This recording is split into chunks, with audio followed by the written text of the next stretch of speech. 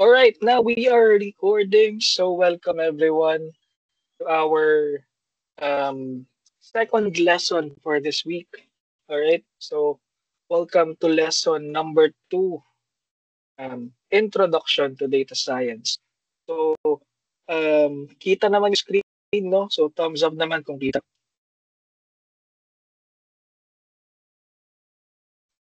All right, sige, sige.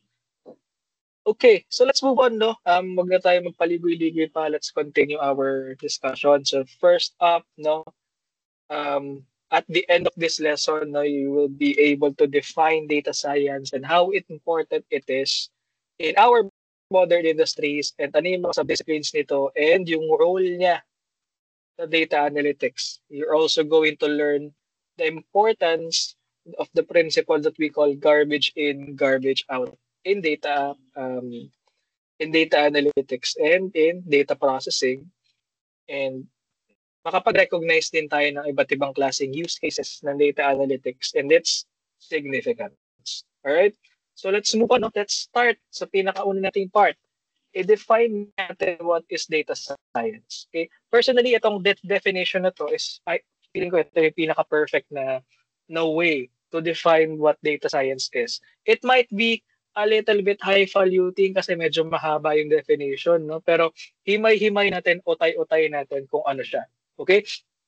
Data science is an interdisciplinary field that uses scientific methods, algorithms, and systems to extract knowledge and insights from structured and unstructured data. Okay? So medyo mahaba siya, no? Pero utay-utay natin, no? Ano bang ibig sabihin muna ng mga nakapula? No? So try mo nating i-decipher ano ibig sabihin ng interdisciplinary field. Okay? So try nating himayin yung interdisciplinary na word. Ano bang ibig sabihin ng interdisciplinary? Inter. Ano ibig sabihin ng inter? Kasi meron tayo, di ba, international, interbarangay, interpersonal, uh, interface, di ba? So, meron tayong prefix na tinatawag na inter. So, what do we mean when we say inter? Type it on that. What do you think it means? You could also open your mic.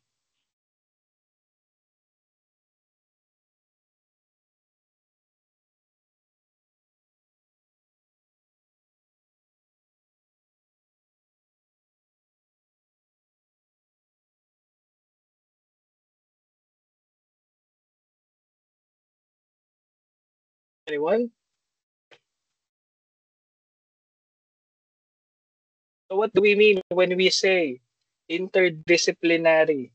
Kasi meron tayong prefix na inter, I-N-T-E-R. Interbarangay, international, interface, interaction, di ba? So what do we mean by the prefix inter? Doon muna tayo sa inter. Go. You can open your mic. Hello, sir. Am I audible? Audible Yes, po ba? yes. Opo. Sir, interdisciplinary means within disciplines meaning different industries. Data science is Mhm. not limited only to computer science, but it's applicable to other industries such as engineering as well. Okay, very nice. No, basically, no, interdisciplinary field, no, interdisciplinary means you're not limited, no, to a single um, industry, no. Kumbaga, no, data science is not being gatekept by computer science alone. Kasi baka mamaya people might think, ay, data science, baka pang comsci yan or baka pang IT yan, no? Or baka pang technology lang yan kasi data yan eh, di ba? So, in truth, or in reality, no, um, data science is interdisciplinary, meaning no matter what your job is, no matter where you are, who you are, you have the ability to actually do data science activities. Bakit? Kasi whatever you do, wherever you are, everything is littered with what we call data. Okay? Di ba nga, pagpasok pa lang sa MCL, data na kaagad yun. Kasi anong ginagawa natin? Nagtatap tayo ng ID dun sa kiosk ng mga guards. Tama? So pag tinap natin, lalabas yung mukha natin. Pero deep inside, sa loob ng database nun, it's going to show, no, or it's going to record na, okay, 7:15 a.m., pumasok si MJ doon sa Einstein entrance, sa Einstein entrance. Or pag halimbawa, pag gabi na, pag uuwi na, 4 p.m., nag-tap out si MJ, lumabas siya doon sa Rizal exit. Di ba? So, everything that we do, no, kahit yung pagpasok lang natin, yung simpleng pagpasok, pagbili natin ng snacks sa 7-Eleven, yung pagpunta natin, no, sa mga pasyalan, no, everything we do is lettered by data. So whatever you do, whatever your job is, it is impossible that you are not dealing with records, you are not dealing with data. Definitely, meron kang data na mahahawakan or ma-encounter at some point. No? So yun yung reason, no, kung bakit siya naging interdisciplinary field. Okay? And ang primary goal ni data science is to extract knowledge and insights from those data na nakukuha natin or nakokollect natin.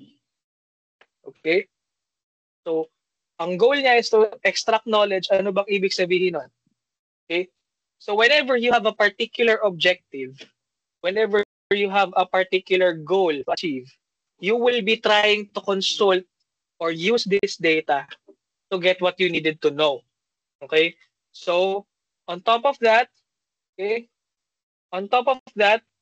it combines statistics, computer science, and domain expertise to solve complex problems.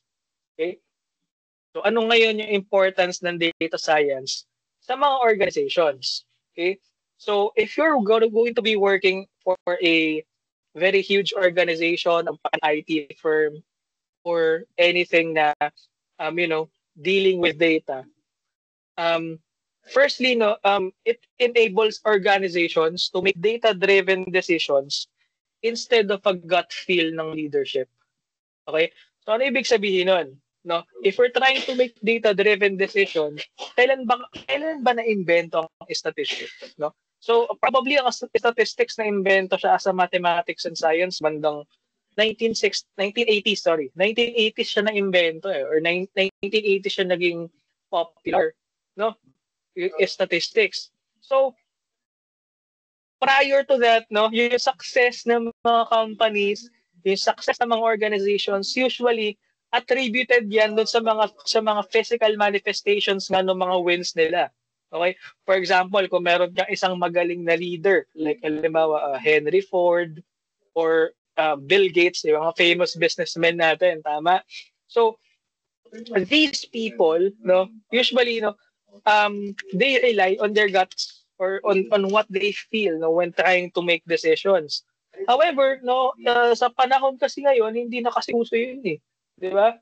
So pag ikaw nag-apply ka as a CEO, as a COO of a company, ano nga hanapin sa'yo ng company? Number one na hahanapin sa'yo ay tinatawag natin na KPI. Okay? KPI stands for Key Performance Indicator. No? Which is, in its form, numbers din yun. No? So, everything, no, to determine yung success nung isang business, it's now running by numbers. Di ba? If you want it, kung naririnig nyo nga, no, yung mga businessman, di ba? Parang, sino ba naman ang negosyante na gustong malugi? Di ba? Wala naman sigurong negosyante na gustong malugi, di ba? So, gugustuhin ng bawat negosyante na maging sure sila sa lahat ng mga decision na gagawin nila. Di ba? Kasi ayaw nilang malugi. Walang negosyo na gustong malugi. Therefore, kung ayaw mong malugi, you need to be certain on everything that you do. How can you be certain on everything that you do? We make data-driven decisions kasi data, the numbers don't lie. Di ba? Kung sinasabi niya na pataas yung sales mo, di ba? probably no, may maganda kang ginagawa. You are doing something good. Pero pag pababa yung sales mo, baka meron kang hindi ginagawa or may ginagawa ka na nakaka-apekto negatively doon sa mga actions sa company mo. 'Di ba? So, yun yung sinasabi natin na data-driven decisions. Walang kumpanya na gusto mong malugi and everyone wants to be certain. That's why they want data-driven decisions instead of trusting just the leader's gut feel. Wala namang masama no to trust the leader's gut feel, pero that alone will not solve an organization's problem. Okay? Next, optimize operations by identifying inefficiencies and waste. Okay? So probably kahit sa mga sa mga simpleng organizations lang or mga simpleng workplaces lang. Pagpalagay natin sa construction site, no, kasi katabi ko ang construction site ngayon. Yung ginagawang Da Vinci building, no. For example, meron tayong foreman. Si foreman gusto niyang malaman kung sino ba ang pinakatamad na karpintero niya or construction worker niya, di ba? Gusto niya malaman kasi wala nang budget, parang kulang ang budget, kailangan ko na magtanggal ng construction worker. Di ba? So, paano niya malalaman kung sino ang pinaka-inefficient na construction worker para dun sa project nila? So, probably pwede siya mag-set ng or pwede siya maglista at mag-study ng mga tasks na ginagawa ng mga workers niya. Di ba? Tapos, ililista niya yung severity or yung kung gaano ba komplikado yung ginagawa ng worker na yon. So, pag pinag-multiply mo yung number of, pag pinag-multiply mo yung number of tasks, tsaka yung kung gaano ka-komplikado yung ginagawa niya on a scale of 1 to 10, divided by the number of hours na ginagawa niya, probably makikita mo yung efficiency score niya. So kung sino yung pinakamababa efficiency score, yan, tatanggalin ko yan. Kasi bakit? Sa loob ng isang oras, 2 tasks lang ang nagagawa. O, parang ganon. Parang ganon yung idea. When it comes to optimizing operations, no, kung ikaw foreman ka, kung gusto mong maging efficient yung workforce mo ng paggawa ng building, di ba? What else, no? Data science also enables to predict future trends based on historical data. Okay? So, let me ask everyone, no? Taas nga na kamay dito, sinong fan ni Taylor Swift? Huwag na mahiya. Taylor Swift. Sinong fan ni Taylor Swift? Wala. Grabe naman, walang fan ni Taylor Swift dito, no? Kasi, bakit ko nabanggit si Taylor Swift, no? Ayan, meron isa, may dalawa. Kaya ko nabanggit kasi si Taylor Swift, no? Kaya ko nabanggit si Taylor Swift because, no, meron kasi tayong terminology in economics. Actually, may recent study ngayon na tinatawag nating Taylornomics. Okay? So, you can look it up in Google right now. Probably you're on your online devices right now. So basically, Taylornomics. So a study found out na sa lahat ng mga concerts na pinupuntahan ni Taylor Swift, nagkakaroon ng significant increase, no, sa economic activity ng lugar na yon because of yung pagpunta ni Taylor Swift dun sa mga cities na yun, no? And again, no, this phenomena has been observed and has been studied by certain economists, no? So, kung ikaw, halimbawa, bagong kasal si Taylor Swift, di ba? Tapos, dahil bagong kasal siya, magko-concert siya sa Philippine Arena, di ba? No? So, imagine, no? Kung ikaw magtatayo ng business, no? When will be the perfect time for you to build that business? The perfect time to build that business would be even before Taylor have had a concert here. Diba? Kasi kung na-announce na yan a year prior, probably the best time to build that business would be now. Kasi 1 year after, kapag na-establish ka na ng husto, di ba? Probably yung economic activity ng city mo, probably mag-thrive because of that Taylornomics. Kasi hindi na siya based on gut feel. It's already based on a pattern that already exists. Okay? O sige, enough with Taylor Swift. Sino naman ang fan ni Donald Trump dito? Meron tayong mga kasi meron tayong tinatawag kasi na the Trump effect. Okay? So sinong mga nagki-crypto dito? Okay? Pansinin niyo ang inyong mga cryptocurrency. Okay? Pansinin niyo ang Bitcoin, okay? Kapag si Trump nagsalita ng positive about Bitcoin, what happens to Bitcoin? Lalo siya nagso-surge pataas, no?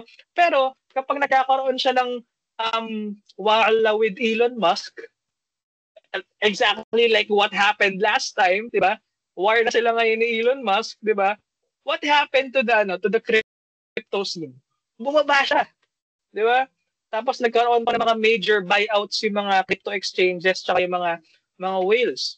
So bumaba ngayon yung presyo ng crypto or ng Bitcoin, no?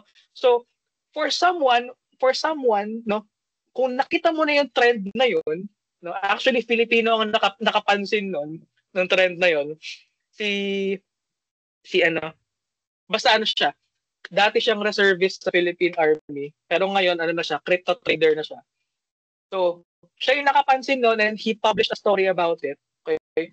So, kung ikaw, no, nakita mo si Donald Trump, no, nagsalita ng positive about Bitcoin kahapon, what would you do?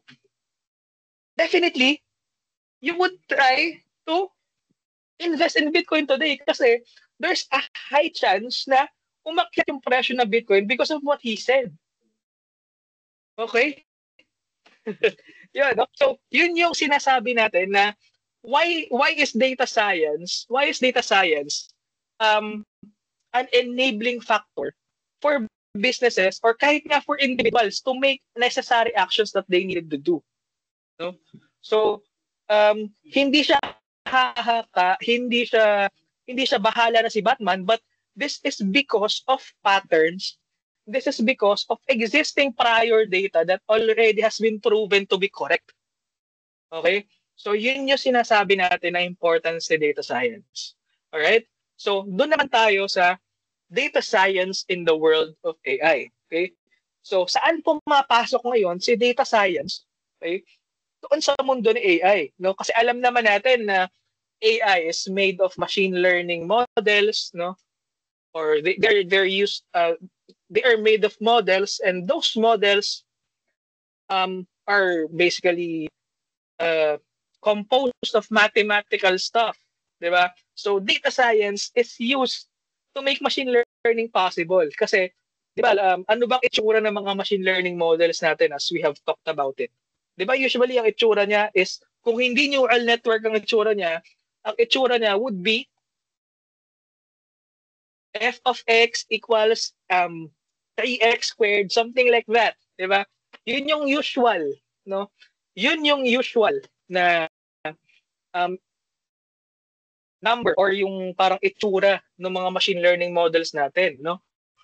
And those things most of the time would provide an output that is numeric in nature. And yung numeric in nature na yun usually 0.75, 0.16, di ba? And those numbers are what we call, no, in statistics, we call that probability.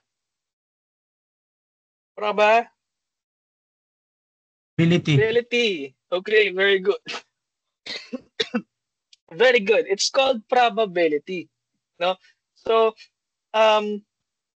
pumapasok si data science doon sa mundo ng AI by using or by leveraging yung statistics and mathematics, no? And this is the or data science's focus is to extract insights from data sets which allows the formation of data and AI models. However, no, you should note na hindi lahat ng mga AI stuff, no, kailangan hawakan ng data science disciplines or vice versa. Kasi imagine niyo naman, 'di ba? Tindero ka ng hotdog, kailangan mo ba ng AI para malaman yung next sale mo or anong bibili mo? Hindi naman kailangan masyado, 'di ba?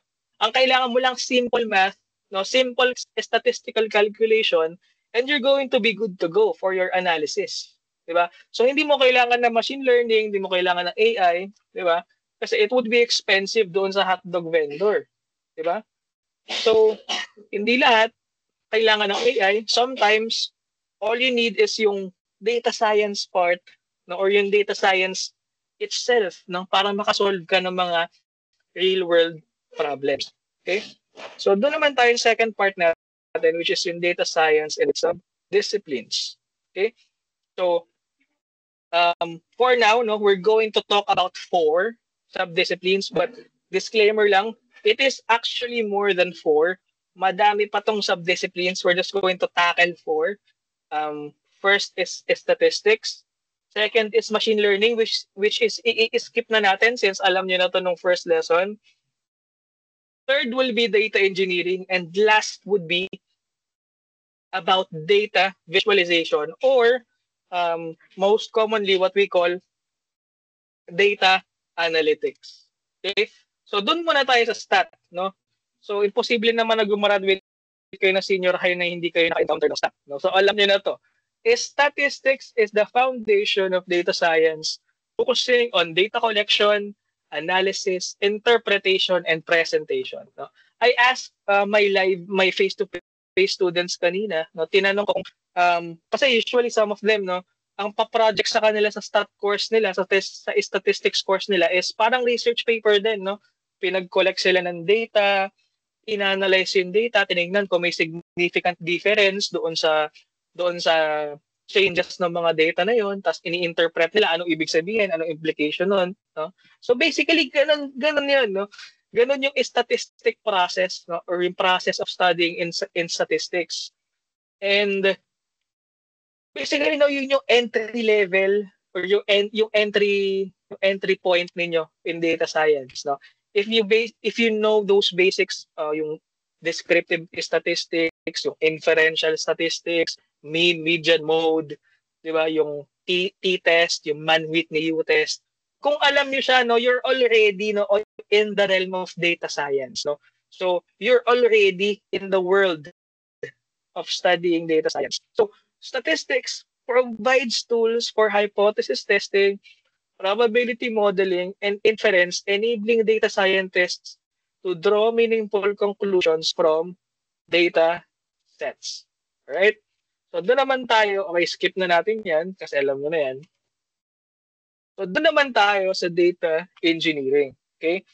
So, feeling ko, no, data engineering is one of those very respected jobs, no, for at this era, no, kasi data engineering involves designing, building, and maintaining systems for collecting, storing, and processing large data sets. Okay, so what does that thing mean? Okay, so sometimes, no, companies are trying to collect data from their customers. Sometimes they're also collecting data from surveys. Sometimes they're also collecting data from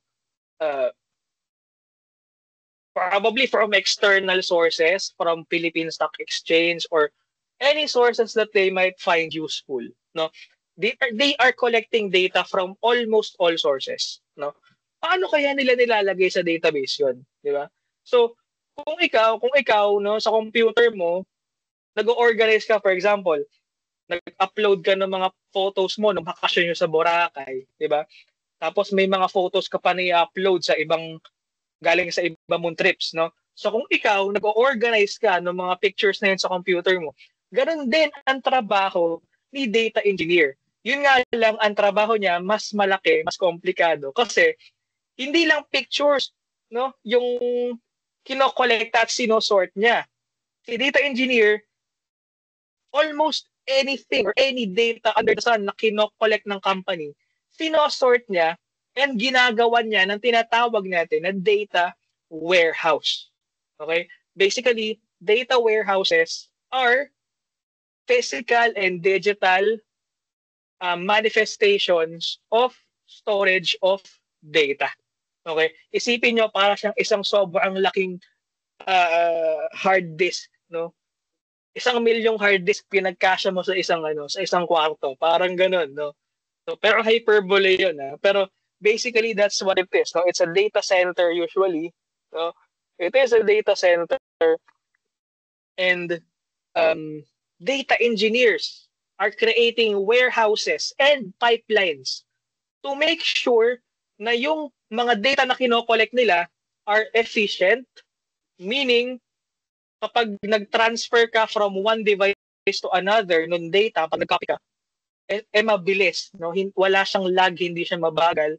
Scalable, meaning kung sabay-sabay mag-enter or mag-input ng data ang 1 million users doon sa data center na yon, kayang-kaya pa rin niyang i-manage yun, no? Or madagdagan yung data mo ng doble, triple, walang problema. Scalable ang tawag doon. And reliable. Reliable meaning kahit anong oras mo kunin yung data, kahit saan mo kunin yung data, ma-access mo siya as long as meron ka internet connection, no? So yun ang trabaho ng data engineers, no? They ensure na yung mga data pipeline ay ganun. Okay? So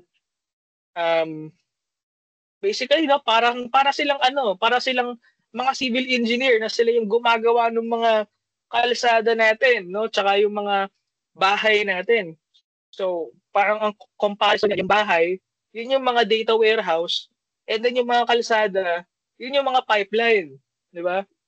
Ano kaya yung mga flood control project, no?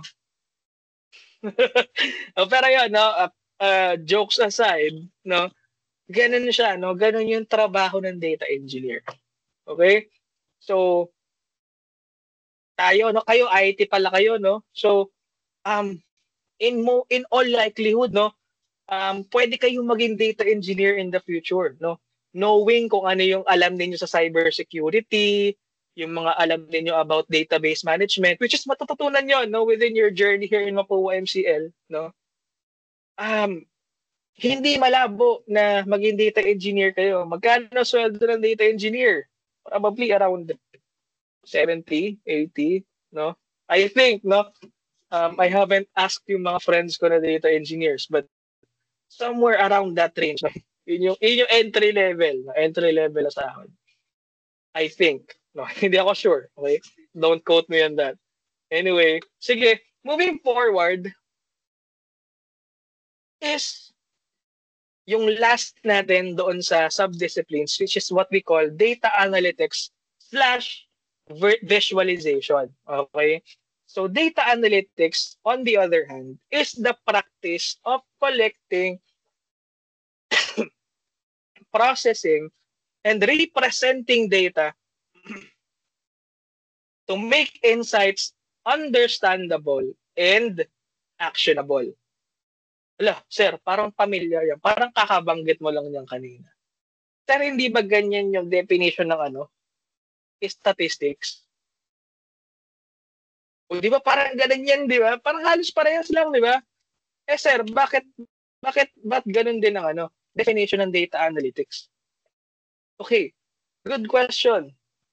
So basically, data analytics, kasi di ba usually pag ang isang statistician kapag nagbigay sila ng findings, usually ang sasabihin nila, the median value of the data set is around 3 and the 20th percentile is something like this, something like that. Di ba? Minsan naka-nosebleed. Tama? No? Usually, no, statisticians always write their findings in an academic manner. Tama? However, data analysts, they are providing their outputs differently because their target audience is different as well. Okay? Ang target audience ng mga data analyst is usually yung mga business leaders ng mga company, 'di ba? Yung mga decision makers, mga managers, no? So data analytics, kung halimbawa ang statistician 90% technical skill, 10% communication skill, ang data analyst naman 60% communication skill, 40% technical skill. You don't have to be the best, okay, in statistics or in math stuff to provide a very useful insight for the company. All right? So, for them to make it very, very useful, for it to make it very, very insightful, yung mga data na pinoproduce nila, they use charts, they use graphs, and they also use dashboards to communicate complex information clearly, which supports yung decision making ng mga managers, no, ng mga decision makers, no. So, sir, madali lang naman pala, pwede kang gumawa ng chart and graph sa Excel, isang click lang, may graph ka na eh, di ba? Ganun ba yung kadali? Not exactly. Okay? So it's not the easiest job, no? Minsan nakakaputi siya ng buhok. Bakit? Kasi you have to understand the entire context of your company, why it is existing right now and what it is trying to do. Okay? And why are the business leaders asking you for that information? Okay? You need to ask those things to yourself kasi those things are relevant to the things that you need to show them. Okay? So, hindi lahat ng mga data set na pwede mo i-present pwede mong gawing bar graph, hindi lahat yan pwedeng gawing pie chart, hindi lahat yan pwedeng gawing line graph, no? Meron pa nga may mga complicated versions pa like mga star plots, no? Or yung scatter plots, no? Which is sometimes medyo mahirap intindihin kung hindi ka lay person or hindi ka expert sa data analysis, no? So at some point, no, our job, no, as data analyst is to make it clear to them, no, what do they need to know or what do they need to hear regarding what are the data is saying. Okay? So sometimes hindi natin kailangan ng graphs pero it helps, no? Ang importante, we have to do our due diligence on knowing the context and why do we need to know that information. Okay? So data analytics is more on the soft skills rather than statisticians na usually more on the hard and technical skills on the academic side of things. Okay? So yun yung sinasabi natin sa data analytics. Okay? Skip na tayo dyan, no? Proceed na tayo ngayon sa third part natin, which is what we call garbage in, garbage out. Okay? Very interesting, no? Kasi ano bang meaning nito? Garbage in, garbage out principle states that the quality of output depends on the quality of input data. Okay? So parang ano lang to, parang lumang kasabihan lang to, di ba? Kung anong tinanim, yun ang aanihin. Kung anong puno, siya ang bunga. Right? So, basically, no, parang ganun yun, no? Kung pangit ang output mo, kung garbage ang input mo, garbage din ang output mo. Okay? So, kapag pangit yung dataset natin, usually, it would lead to inaccurate models and unreliable insights. Okay? Which is very, very, very dangerous. Especially kapag malaki yung kumpanya. No? Kaya sobrang laki ng bayad sa mga data analyst kapag malaking companies. Okay? Kaya ang lalaki ng bayad sa kanila. Simply because the larger the company is, the larger the data you need to analyze. Meaning, the more risk na magkaroon ka ng garbage data or garbage input. So, ito yung sinasabi natin na dapat kailangan high quality yung data set natin. Okay? So, let's have an example. Balik tayo dun sa banana example natin ng pinakaunang lesson natin, di ba?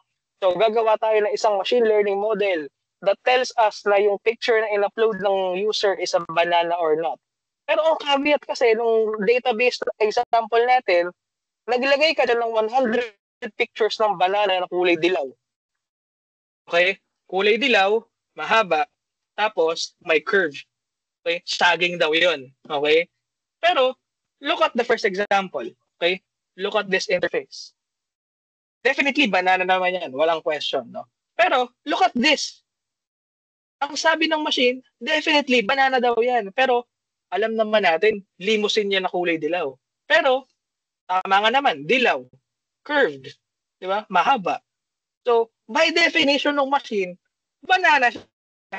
Di ba? Pero again, as humans, hindi natin pwedeng sabihin na banana yan. Di ba? What about this example? Green, mahaba, curved. Pero hindi siya saging. Kasi bakit? Kulay green siya eh. Di ba? Pero saging siya.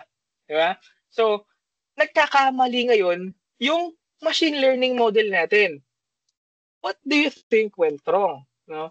What went wrong is like this. Now, it seems like the data set only contained bananas that are yellow and did not take into account those that are green.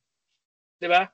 Bakit? Kasi we do not have enough examples of things as well that might be of different nature but still looks like a banana, kagaya nga ng limousine. Diba?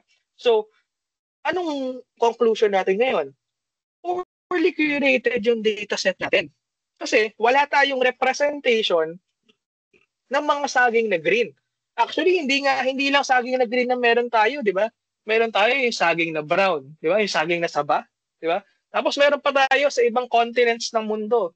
Saging kulay pula ang kulay pula ang balat kasi ang tawag yata doon plantain. I'm not familiar, no? Pero meron mga ganun kulay pula ang balat nila, no?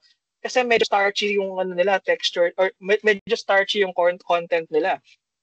'Di ba? So, again, no, hindi natin represent fully yung lahat ng mga saging. Kasi based on definition, saging daw dilaw, mahaba, curved. Eh paano yung ibang saging? 'Di ba? So, garbage na kaagad yung dataset natin kasi hindi represented fully lahat ng mga definition ng saging or hindi natin na-define lahat ng uri ng saging. Okay? Definitely, ang mangyayari dyan, poorly guessed yung output natin, which means garbage out. Diba? So, ganun yun, no? So, how can we prevent that? How can we make sure na high yung performance ng model natin? Okay? So, to address that, no, we have to ensure that yung accuracy ng data, yung completeness, and yung consistency no nasa loob ng database natin, ng dataset natin, is nandun. No? Dapat accurate siya, dapat kompleto, and dapat consistent. May idadagdag pa ako dyan. Hindi lang dapat consistent. Dapat fair siya. F-A-I-R. Fair. So what do I mean by fair? So kapag naglagay ka dyan ng 100 na kulay dilaw na saging, hindi pwede maglalagay ka ng 10 green, 10 brown, 10 pula. Okay? Dapat 100 din yung green, 100 yung brown, 100 yung pula. Bakit? Kasi kapag nag-train na yung dataset mo, it might have a tendency na kahit green yan, at kahit nag-train ka ng green na saging, baka mag-lean pa rin siya towards doon sa not a banana. Kasi there's not enough examples either way na it shows that this is a green banana. Diba? So, we need to have a fair amount of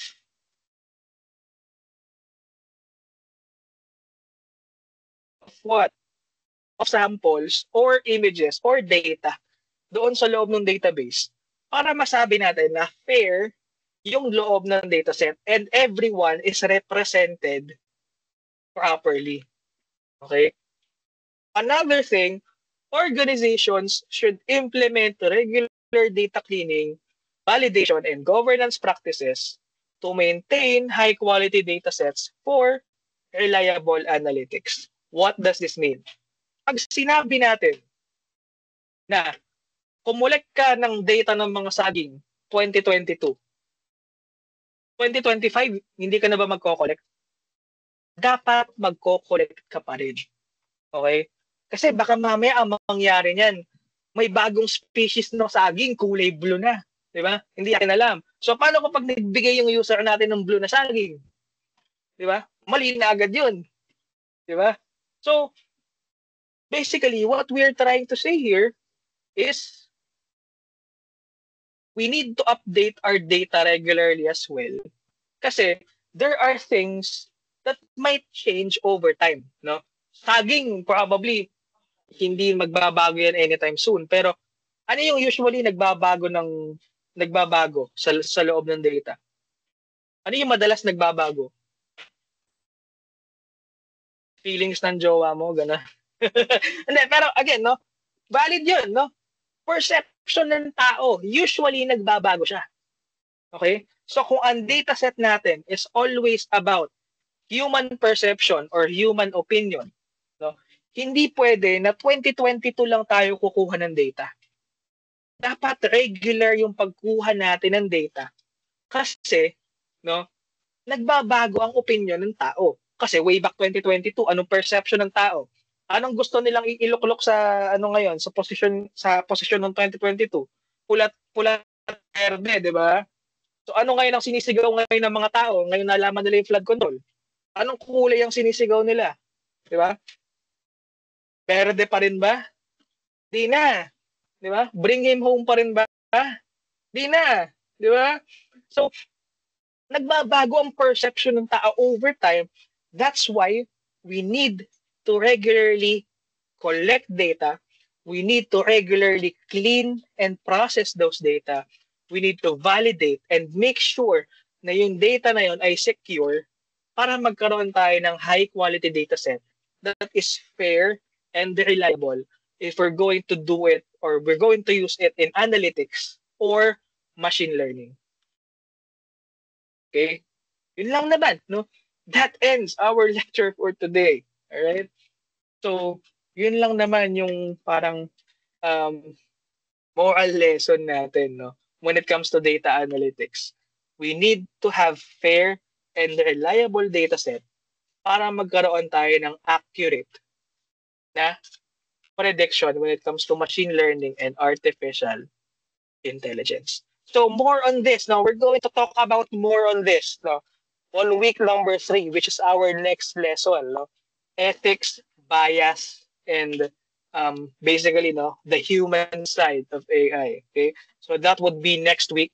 So expect slides for next week. All right. Expect natin yung mga slides. So let me stop sharing and let me stop the recording. Okay.